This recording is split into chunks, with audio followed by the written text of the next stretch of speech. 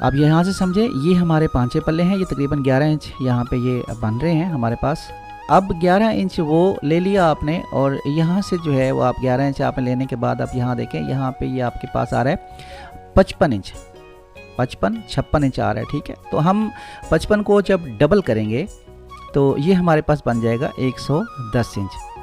तो 110 इंच जो मैंने आपको कहा था खुला घेर, तो यहाँ से ये निकलेगा। लेकिन इसको आपने समझना है, इसको आपने समझना है कि ये किस तरीके से जो है ये आप इसको काटेंगे, क्योंकि असल मसला कम है आपके, कपड़ा आपके पास ज़्यादा है, 1.5 सूट का आपके पास कपड़ा है, तो फिर तो ये बड़ी आसानी से बन जाएगी। लेकिन हम इसको एक सूट के अंदर बना रहे हैं, एक सूट के अंदर हम आप इसको 110 इंच खुला घेर बना रहे हैं। और अभी आपने देखना है इसको।